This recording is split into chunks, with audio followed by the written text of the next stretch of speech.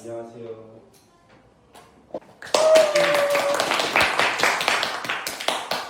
오늘 김재빈이라는 인물의 소개를 맡게 된 김재빈입니다.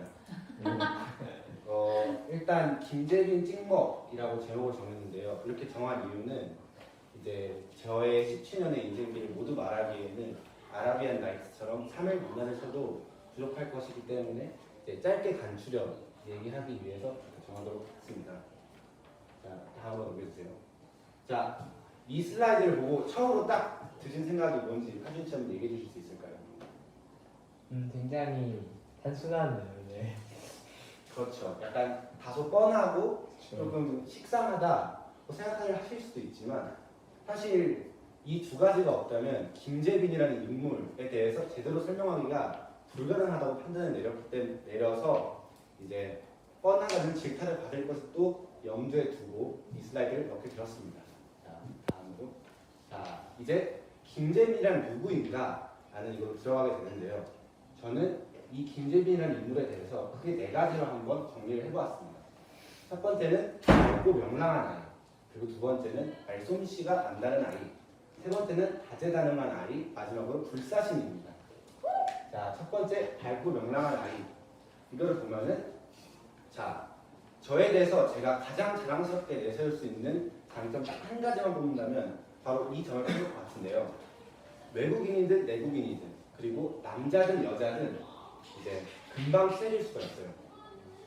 그리고 이러한 이제 행동들이 가능한 건 결국 이제 밝은 에너지 그리고 긍정적인 에너지가 이제 넘쳐 흘러서 다른 사람들에게 영향을 주기 때문이라고 생각합니다.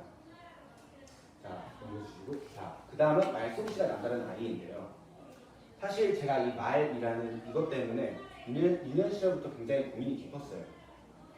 제가 지금까지 이런 아주 좋은 인간관계 그리고 가족 간의 관계를 유지할 수 있는 것도 결국 이 말 덕분이었고 지금까지 생겼던 대부분의 트러블 또 불행들도 결국 말 때문이었습니다. 아무렇지 않게 툭툭 던지는 말들 덕분에 개그 혹은 농담의 요소로 성공할 때도 종종 있었지만 이제 정말 다른 사람에게 상처가 되는 말을 가끔씩 줄 때도 있었습니다. 그래서 요즘에는 그런 단점들을 보완하기 위해서 말하기 전에 한 번 더 생각하기 이런 이제 사소한 것으로부터 제 단점을 보완하려고 노력하고 있습니다. 다음으로 넘겨주시고 이제 이건 조금 외적인 부분일 수도 있다고 생각하는데요. 이제 저의 자유롭고 좀 아티스트적인 성격을 드러내기 위해서는 이런 외적인 부분도 꼭 필요할 것 같다고 해서 넣었습니다. 그래서 보시면 악기, 그리고 미술, 그리고 메이킹하는 세 가지 분야가 있습니다. 제가 그리고 이제 어릴 적부터 되게 똥손이라고 이제 많이 놀림을 받아왔는데요. 이제 그냥 이런 그림 그리기나 미술 같은 거는 그래도 괜찮았는데 예를 들어서 찰흙놀이 아니면 공예처럼 손을 가지고 뭔가 세밀하게 하는 것들에 대해서는 굉장히 약했어요. 그래서 실제로 아까 말했듯이 똥손이라는 놀림을 많이 받아왔고 그런데 이제 이런 거를 잘못된 이야기였다라는 것을 증명하기 위해서 이 두 사진을 골라왔습니다. 첫 번째는 제가 미술학원에 있을 때 배운 지 이제 한 2주도 안 됐을 때 그린 그림이고요. 그리고 이제 밑에 거는 얼마 전에 제가 인스타에도 올렸는데 이렇게 아버지의 그런 가죽 쪼가리가 모여있는 그 통을 뒤져서 제가 직접 만들었습니다. 아버지의 도움을 조금 받은 건 있지만 그 대부분 제가 만들었다고 생각하시면 될 것 같습니다. 잘 만들었죠? 네. 네, 호응을 한번 너무 잘 만들었습니다. 박수를 한번. 자, 다음 슬라이드로 보내주시면 자, 이 부분 사진을 되게 로봇적인 블로그는 했지만 이 부분이 저를 굉장히 자존감을 지금까지 높게 유지할 수 있는 원동력이 되어 주었다고 생각을 하는데요. 저는 지금까지 17년이라는 어린 나이에 오기까지 3번의 대수술을 경험했습니다.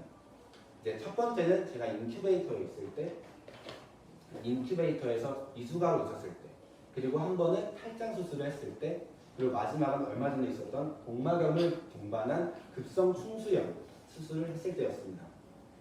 이렇게 3번의 대수술이 있었지만 모두 마치고 아주 무사히 지금까지 멀쩡히 살아있습니다. 사실 인큐베이터 있었을 때도 정말 위독하다고 싶을 그런 생사의 갈림길이 몇 번이나 있었고요. 그리고 이번에 복막염, 그리고 심지어 장폐색까지 왔었는데 만약에 장폐색이 오면 치사율이 50%가 넘어가는 되게 위독한 상황이었는데 이제 끝끝내 살아남게 되었습니다. 그리고 이런 생존에 대한 투쟁이 지금 현재 저희 자존심을 굉장히 높게 만들어 주었고 지금 그럼으로 만들어진 이 자존감이 결국 지금의 이런 당돌하고 당당한 저의 모습을 있게 만들어 준 것 같습니다. 지금까지 이제 저의 일생에 대해서 간단하게 알아보았는데요.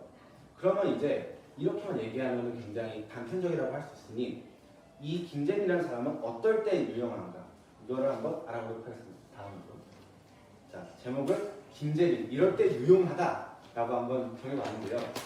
자 세 가지 부분이 있어. 첫 번째는 관심과 시선 주목, 두 번째는 외로울 때, 세 번째는 노가다 전부가 남았을 때. 세 개로 한번 정해봤습니다. 자, 첫 번째로는 이제 주목을 받아야 할 때.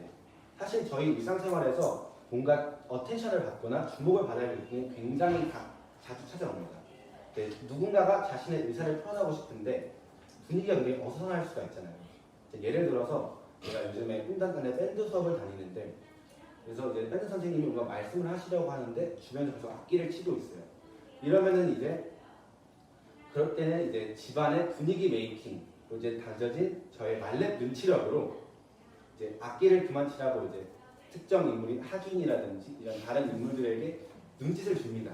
그러면 이제 하느라 이제 잦아들면서 이제 선생님의 말씀에 집중을 할 수 있는 그런 엄청난 사람들의 이목을 한 번에 이제 집중시켜줄 수 있는 그런 능력을 가지고 있습니다. 자, 두 번째는 외로울 때인데요. 누군가와 같이 놀고 싶은데 친구가 없어요. 그럴 때 이제 이 김재민이라는 사람은 굉장히 유용한데요. 마치 여러 명의 사람들에 둘러싸여 있는 엄청난 성량, 그리고 이제 유머, 이제 거의 개그맨에 못지않는 유머, 그리고 마지막 엄청난 공감 능력까지. 이보다 더 완벽한 친구가 어디 있을까요? 자, 이제 마지막으로는 노가다 전부가 남았을 때입니다. 이것 또한 굉장히 외적인 일이긴 하지만 사회생활을 하면서 노가다, 그러니까 나는 하고 싶은데 누군가는 해야 될 일이 남는 경우는 굉장히 흔합니다. 이제 예를 들어서 저희가 목공 수업을 할 때 우드 스피커에 구멍을 뚫는 업무가 있었어요. 근데 사실 굉장히 반복적이고 간단한 일이라서 아무도 손에 내키지 않았는데 그때 딱 제가 하겠습니다 하고 거의 한 40개 정도 구멍을 뚫었던 것 같아요. 그리고 이제 그 특징은 굉장히 반복적이라는 건데 그만큼 뇌를 빼고 하기가 쉽습니다. 그래서 제가 굉장히 잘 어울린다고 생각합니다. 그리고 게임이라는 부분에 대해 한정되어 있긴 하지만 이제 집안을 다지는 게 있어요. 이제 거기는 굉장히 굴곡이 심해가지고 땅을 평평하게 만들어야지 내가 뭔가를 하고 싶다 이런 걸 이룰 수가 있는데 그거는 굉장히 시간이 오래 걸리고 귀찮은 일이거든요. 그래서 그럴 때 이제 제가 항상 나서서 그 집안 다지기를 해줍니다. 그래서 완벽하게 다져놓습니다. 자, 그래서 다음을 넘겨주시면 이제 감사합니다는 말밖에 없긴 하지만 이제 마무리를 해보자면 오늘 이렇게 해서 김재민이라는 사람에 대해서 찍먹을 해보았는데요. 분명 새롭게 알게 된 사실도 있을 거고 기존에 다 알고 있다라고 했던 사실도 있을 것입니다. 하지만 지금 이 짧은 스피치를 통해서 김재민이라는 인물에 대해서 평소보다는 조금 더 깊게 생각을 해보는 그런 계기가 되었을 거라고 확신을 합니다. 그리고 이제 이번 발표를 통해서 이제 느끼신 거는 재민이가 생각보다 생각을 굉장히 깊게 했구나 라는 걸 아마 머릿속으로 깨달으셨을 거라고 생각을 합니다. 그러면 이상으로 발표를 마치도록 하겠습니다.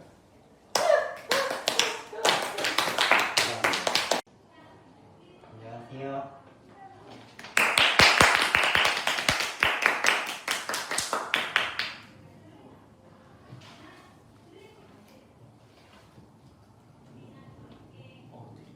코로나 굉장히 핫하죠. 2020년에 우리나라 기준 2020년도를 정말 세게 강타했고 2021년에도 여전히 기승이 죽지 않은 아주 무서운 질병입니다. 갈수록 우리가 코로나에 대해 익숙해지고는 있지만 그래도 많은 것이 바뀌었죠. 특히 포스트 코로나 시대로 인해서 웬만하면 비대면, 그러니까 온라인 시스템을 의지해서 모든 일을 처리하는 문화가 생기게 되었습니다. 흔히 언택트 시대라고 하죠. 그런데 이런 언택트 시대에는 무엇이 바뀌는 걸까요?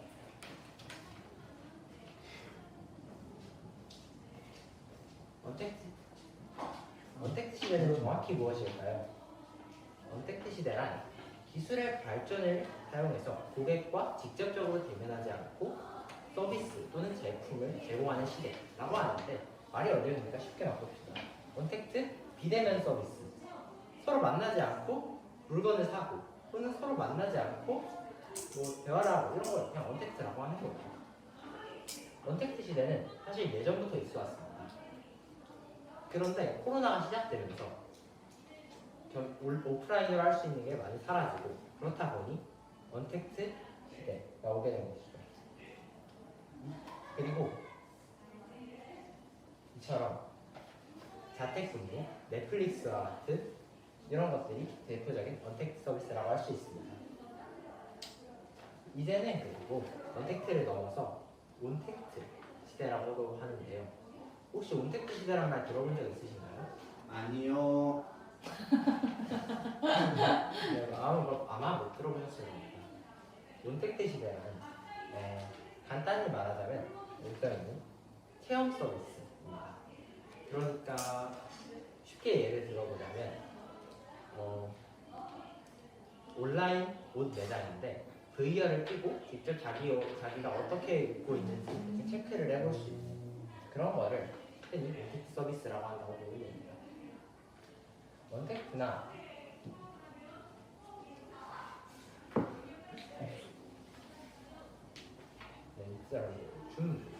사실 줌은 원택트와 원택트 중에 어느 거라고 할지 의견이 분분해서 정확하지는 않지만 특히 이런 줌으로 하는 게임 간담 같은 건 온택트 시대에 맞는 한 현상이라고 볼 수가 있습니다.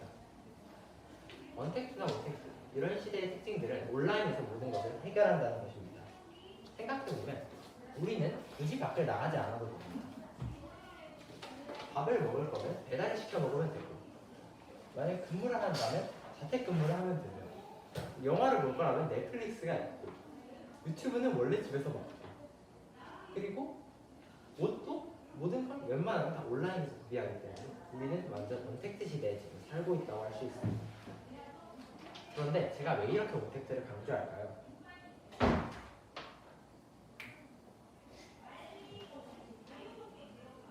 온택트는 이제 우리에게는 없어서는 안 될 존재입니다.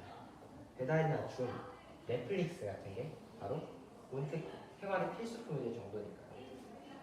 그렇기 때문에 코로나가 만약에 사라지고 근절된다 해도 온택트 시대는 여전히 유지될 겁니다. 코로나로 인해서 이미 충분히 발전하고 상당히 커졌기 때문에 우리의 문화생활 한 부분을 차지하게 된 온택트 혹은 언택트는 코로나가 끝나도 사라지지 않을 겁니다.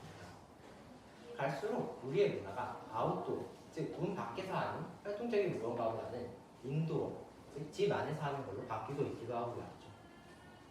이렇게 시대가 바뀌면서 우리가 느끼는 것도 바뀌었습니다. 그리고 훨씬 더 편해졌죠. 그런데 우리에게 요구되는 것도 바뀌었습니다. 그건 뭘까요? 대표적으로 두 개를 낼 수 있는데요. 바로 온라인 시스템에 대한 수요 증가 그리고 협동입니다. 온라인 시스템의 수요 증가는 사실 너무나도 당연한 내용입니다. 이렇게 모든 걸 온라인으로 하는 시대인데 언택트 시대 특성상 모든 걸 온라인으로 진행하게 되죠. 그렇다 보니 온라인 서비스에 대한 수요가 증가하는 건 당연한 일입니다. 예를 들어서 언택트 시대에서도 많은 온라인 시스템이 필요하겠지만 온택트 시대, 체험 시대로 넘어간다 하면 더욱더 큰 온라인 서비스를 필요로 하게 될 것입니다. 예를 들어서 아까 말했던 옷 매장을 생각해보면 옷 매장을 VR을 끼고 자기 옷을 구경할 수 있는 시스템을 갖추기 위해서는 VR을 끼고 접속할 수 있는 서버가 있어야 합니다. 그리고 만약 경기장에 코로나 때문에 가지 못했을 때 그럴 때 직접 VR을 끼고 가서 직접 관람하는 경기장도 결국 서버가 있어야 가능합니다. 이런 것들, 이런 서버가 있어야 하는 것들 혹은 그리고 그냥 언택트 시대의 줌이나 넷플릭스 같은 것들을 생각해보면 온라인 서비스가 점점 더 많아질 거라는데 아마 다들 동의하실 겁니다. 저는 최근 온라인 서비스에 관심을 가지고 있고 실제로 그 분야에서도 열심히 공부를 하고 있습니다. 그래서 이 부분에 대해서는 확실히 다른 일반인들보다는 많이 안다고 담할 수 있을 것 같습니다. 그리고 협동인데요. 사실 언택트 시대에서 협동해서 일을 한다는 것은 상당히 어렵습니다. 실제로 오프라인에서 만나서 얘기를 직접 나누면서 하는 것보다 온라인에서 하면 훨씬 더 사람들의 집중력 떨어지고 그래서 협동이 힘들어지기 때문이죠. 이는 확실한 언택트 시대의 단점이라고 할 수 있습니다. 하지만 협동은 일의 효율을 굉장히 많이 끌어올려주는 수단으로서 우리는 협동을 해야 할 필요가 있습니다. 하지만 협동이라는 것이 하루 이틀 딱 교육을 받으면 바로 사람이 협동할 수 있게 바뀌나요? 아니죠. 협동은 오랜 기간 훈련을 해서 천천히 끌어올릴 수 있는 성품인 거죠. 그리고 그런 점에서 저는 다른 아이들, 일반 학교에 다니는 다른 아이들과는 달리 경쟁을 하는 시스템이 아닌 협동을 하는 시스템에서 자라왔기 때문에 다른 아이들보다 더 이런 협동에 익숙하고 배려에 익숙하다고 할 수 있습니다. 그래서 당연히 이런 협동을 해서 일을 하는 것도 다른 일반 아이들보다 일반 학교의 아이들보다 잘할 거라고 생각합니다. 저는 새롭게 다가오는 이 언택트 시대에 충분히 준비가 되어 있다고 생각합니다. 인터넷 기술도 물론 중요하지만 무엇보다도 협동과 배려로 사람과의 관계를 좋게 만들고 작업을 빠르고 효율적이게 할 수 있다고 생각합니다. 미래는 결국 준비하는 자의 것이다 라고 하는데요. 그래서 저는 미래를 준비하는 자가 되기로 했습니다. 이상입니다. 떨지마. 이게 녹화 떨지마. 시작했어요. 어? 괜찮아요. 다들 나중에 편집하면 돼요. 편집하면 자, 돼요. 5초 뒤에 시작하세요. 네. 안녕하세요. 저는 오늘 임형석을 발표할 임형석입니다. 그리고 저는 오늘 이 시간 제가 어떻게 살아왔는지 한번 이야기를 해보려고 합니다. 네. 자, 일단 우선 인생 계획부터 설명을 해드리자면 저는 먼저 생각을 하지 않는 사람이었고 그 다음은 수동적인 사람이었다가 질문을 하는 사람이 되었고 그리고 배우는 사람을 거쳐 신념을 세우는 사람까지 되었습니다. 일단 처음부터 보겠습니다. 네, 저는요 생각을 하지 않는 사람이었습니다. 처음에 이때 저는 그냥 마냥 아무런 걱정 없이 행복하게 살았었는데 이때 제 최대 고민이 내일 학교에 가서 무슨 이야기를 할지 이것이 가장 큰 고민이었을 정도로 정말 생각이 없이 살았습니다. 그래서 정말 행복하기도 했지만 한편으로는 다시 돌아봤을 때 아쉬움이 참 많이 남는 시기입니다. 왜냐하면 제가 그때는 시간이 엄청나게 빠르다는 사실을 깨닫지 못했기 때문에 이 좋은 시기를 누리고 계속 기억에 담고 눈에 담으려는 생각을 하지 못했고 그때의 기억들이 상당수 사라져가지고 저는 정말 좀 아쉬움이 듭니다. 하지만 이때를 보내면서 정말 그 누구보다 행복한 시기를 살았다고 생각이 들었습니다. 네, 저는 수동적인 사람이기도 했는데요. 저는 현실을 서서히 마주치면서 생각을 조금씩 하게 되었지만 그렇다고 자기 스스로 무언가를 생각해내는 걸 잘 못했습니다. 그래서 저는 제가 전적으로 믿는 부모님 이런 분들에게 듣는 말을 다 믿었고 그래서 시키는 거가 있었으면 정말 다 잘했습니다. 딱히 말을 안 듣거나 하지도 않았습니다. 네. 근데 저는 이때 딱히 의문도 가지지 않았습니다. 왜냐하면 정말 그냥 시킨 대로 하면 다 될 거라고 생각을 했기 때문입니다. 하지만 점점 자라면서 데미안에 나오는 싱클레어처럼 저도 조금씩 의문을 갖기 시작했는데요. 그래서 저는 질문을 하는 사람이 되었습니다. 저는 정말 크면서 세상이 너무나도 궁금했습니다. 세상의 이 자연이라든가 제가 움직이는 것이라든가 이 모든 것들이 다 궁금했기 때문에 정말 질문을 많이 하는 사람이 되었고 한번 궁금한 것이 있으면 정말 놓지 않고 알아내고자 하는 그런 사람이 되었습니다. 정말 모르는 게 있으면은 모르는 거를 끝까지 모른다면은 정말 못 버틸 정도로 이 근질근질하고 못 깨달기에 정말 저는 질문하는 것을 좋아하면서 살았습니다. 그리고 저는 이때 질문을 하면서 생긴 것들을 해결하기 위해서 배우는 사람이 되었습니다. 저는 학교 공부도 하게 되었고 또 열심히 하게 되었고 제가 관심 있어 하는 과학이라던가 이런 많은 분야에 대해서 제 스스로 질문을 던지고 찾는 사람이 되었습니다. 그런 것과 동시에 제가 어떤 것을 좋아하는지 어떤 것에 대해서 질문을 갖는지 알게 되었고 자아를 형성하게 되었습니다. 네, 그래서 저는 이 배운 것을 바탕으로 신념을 세우는 사람까지 되었는데요. 저는 과거에 수동적인 사람이었지만 배움을 바탕으로 질문을 던진 것을 바탕으로 제 스스로 무언가를 해낼 수 있고 또 변화할 수 있는 사람이 되었습니다. 하지만 신념을 세울 때 정말 다르게 신념을 세워야 되는데요. 그렇지 않으면 정말 이상한 사람이 될 수도 있기 때문입니다. 하지만 저는 남들과 다르게 홈스쿨링을 하면서 좀 나쁜 것들을 차단되는 공간에서 자랐고 또 그래서 다른 신념을 세울 수 있는 환경이 있어서 다른 신념을 세울 수 있게 되었습니다. 그리고 아직 세워가고 있는 중이기 때문에 아직 이게 끝이 아닙니다. 네, 그래서 이것으로 제 인생 이야기를 끝내겠습니다. 끝.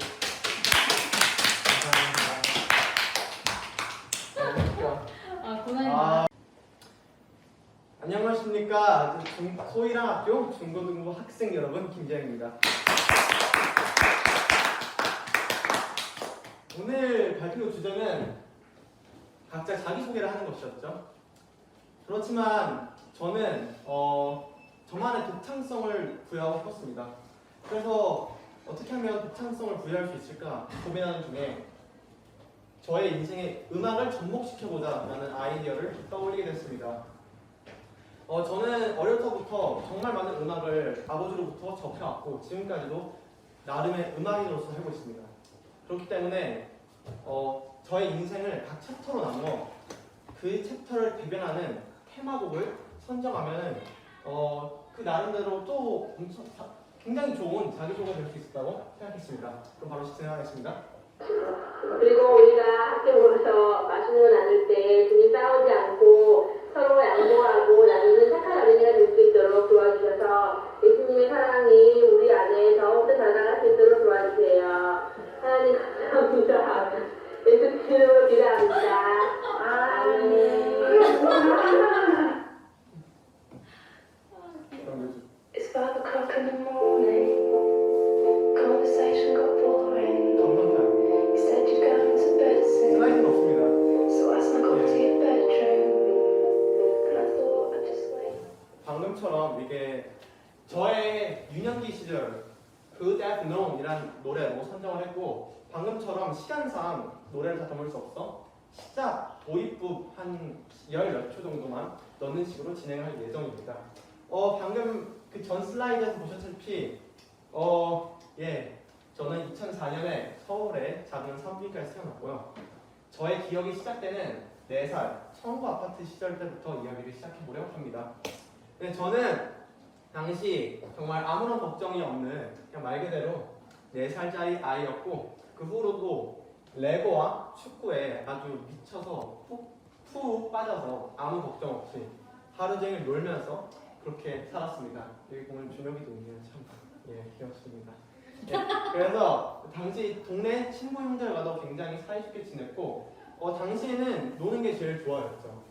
노는 거 말고는 하는 게 없었고 그렇게 해서 저희 유년 시절은 초등학교 중반부까지 쭉 흘러가게 됩니다.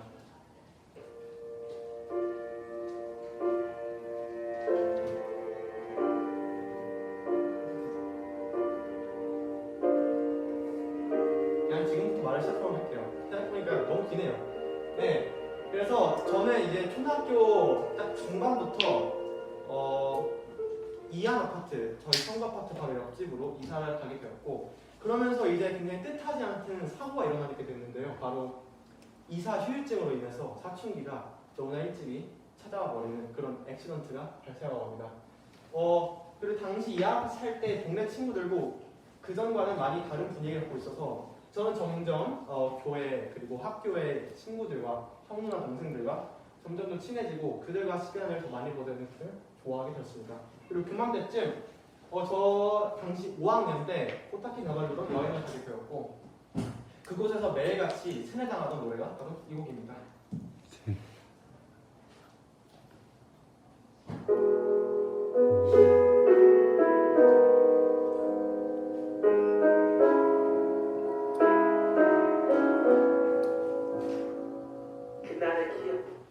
그날을 기억합니다. 당시 아버지께서 퇴사를 결정하시고 당장에 다시는 오지 않을 기회라고 말씀하시면서 한 달 정도 유럽 여행을 기획했습니다. 일생일 때 여행이었지만 전 당시 극한의 시기였죠. 중2병이 중1에 찾아오긴 했지만 그때 중2병을 갖고 있던 시기여서 상당히 까칠하고 제가 돌아보아도 무시무시했습니다. 그런 와중에 구리로 이사까지 가게 되어서 구리에서 이 친구들과 거의 매일같이 보지 않고는 살 수 없는 사람이 되었고 그럼에도 제 마음속 한켠에는 아주 그윽한 공허감이 자리 잡고 있었고 그 때문에 힙합에 빠지게 되었습니다. 한창 그런 나이인데 그 노래 중에 하나가 비행소년이었고 유럽 여행 중에 자기 직전 제가 이 노래를 한번 틀었다가 이제 재빈이를 제외한 전 가족이 약간 눈물을 흘리는 그런 일이 일어나고 합니다. 그래서 그때 이후로 약간씩 제가 마음을 열기 시작하면서 저의 중2병, 극심했던 사춘기가 점점 내리막길을 걷게 됩니다.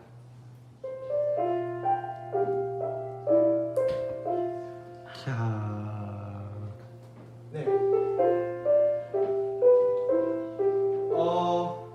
제가 만약 그렇게 행복한 시절을 계속해서 누릴 수 없었다라고 알았다면 과연 그 시절을 더 가치 있게 보낼 수 있었을까요? 저는 장담할 수 없지만 확실한 건 하나는 그 날은 진짜 한순간에 찾아와 버렸습니다. 그 당시 저는 그 어느 때보다 친구들과 굉장히 가깝고 친한 그런 상황이었고 그런 친구, 형, 누나들을, 동생들을 잃는다는 것은 저에게는 그냥 세상 전부를 잃는 것 같은 그런 느낌이었습니다. 당시 저보다 훨씬 힘든 분들이 누구누구였을지 충분히 알았지만 그럼에도 그들을 모두 헤아리기에는 너무나도 어렸던 모습입니다. 그 와중에 너의 이름이라는 영화가 한국에 개봉이 되었고 그 영화에 나온 노래 중 하나가 Thing of Miss라는 곡이었습니다. 저는 이 곡을 거의 매일 들으면서 정말 사춘기에 막을 내리게 되었습니다. 누구를 위해 누군가 기도하고 있나 봐. 그렇게 사춘기가 어느 정도 막을 내리고 저희는 새로운 소음을 찾아 평택으로 이사를 오게 됩니다. 그리고 저는 유튜브를 시작하게 되었습니다. 게임 유튜브를 운영하고 또 커뮤니티로 활동하며 정말 많은 인지도를 쌓았습니다. 하지만 사람들이 저에게 연락을 해오고 또 인사를 해주고 실력적으로 인정을 해주고 정말 나름 좋은 시절을 보내고 있었지만 역시 공허함은 언제나 남아있었고 어느 순간 그 모든 것이 부질없다고 생각되는 순간 그 모든 유튜브 활동과 커뮤니티 활동을 접고 또 이제 혼자만의 시간을 갖게 되었습니다. 그 순간 그리고 저는 깨달았습니다. 저는 모든 것을 잃었다고 생각했지만 사실 저에게 남아있는 것 또한 모든 것이 아니었을까 하는 생각 말이죠. 감사합니다. 썰 땡스. 여기서 이 감동적인 멘트가 나올 부분입니다.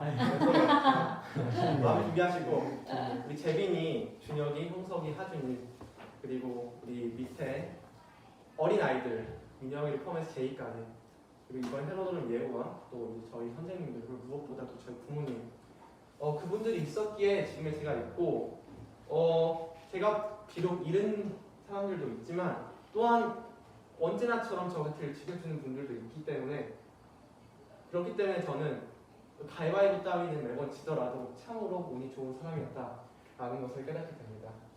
네.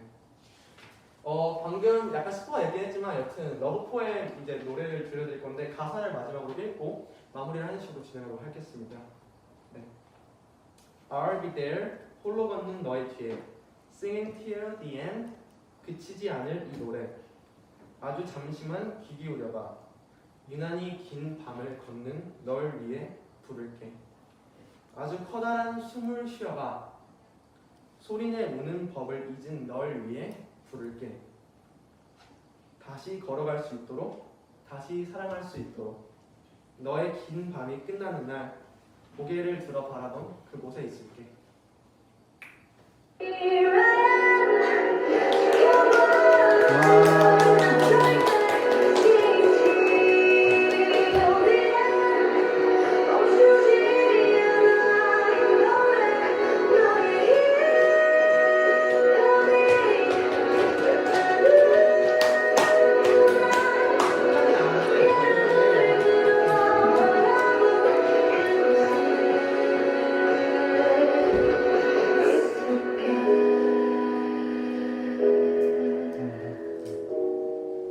네, 그래서 저는 이제 올해 3월 메산으로 이사를 와서 저희 인생의 또 다른 챕터를 쓰기 시작했습니다.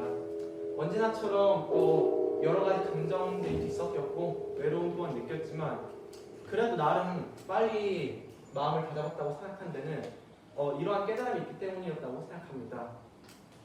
긴 밤을 겪은 뒤 고개를 들어 바라봤을 때 여러분이 있었습니다. 감사합니다. 앞으로는 지금까지는 못난 형이었지만 앞으로는 조금 더 여러분의 부족함을 채워주는 맏형으로 살아가고 싶습니다. 지금까지 소희랑 함께 맏형 김재영이었습니다.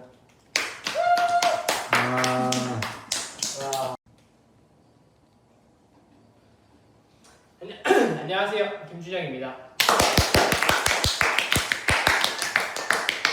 오늘은 짧고 굵게 59초 광고 느낌으로 스케치를 하도록 하겠습니다. 먼저 이 제목을 보시면 조금 생소하실 수도 있는데 이 나라는 괴물의 뜻은 제 내면에 있는 이 괴물을 제 내면 속에 있는 숨어있는 괴물을 여러분들께 소개시켜주고 싶어서 이렇게 제목을 짓게 되었습니다. 네, 먼저 여기 보이시면 알다시피 이 사람이 혹시 누구신지 아시나요? 저요. 휴잭맨이요. 그러니까 휴잭맨이 맡은 여기 장발장이요. 맞습니다. 이 장면은 레미제라블의 영화에 나오는 장면인데 이 장발장이라는 사람이 자신이 원래 범죄자였는데 그 자신의 신분을 숨기고 마들렌이라는 신분으로 살다가 자기 자신의 정체를 다시 밝히는 그런 장면인데 이 장면에서 나온 노래 이름이 후에마이라는 노래라서 이 사진을 뽑게 되었고요. 여기서 제가 말하고 싶은 것은 나는 누구인가 인데 저는 어렸을 적부터 홈스쿨링을 꾸준히 해왔습니다.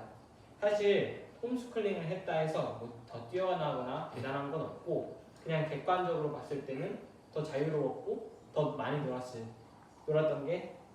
놀았던 것 빼고는 큰 차이가 없었습니다. 하지만 이 홈스쿨링이라는 것이 제게 준 장점들이 있는데 바로 제가 이 홈스쿨링 덕분에 노는 걸 되게 좋아하게 되었습니다. 제가 아직까지도 노는 걸 너무 좋아하는데요.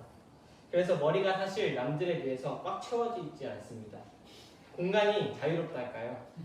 그렇게 남들보다는 더 많은 양의 무언가를 머리에 쉽게 넣을 수 있고 저는 이것이 제 첫 번째 장점이라고 생각을 합니다. 네, 제 두 번째 장점 노력. 이거 그림 그리는데 좀 시간이 걸렸습니다.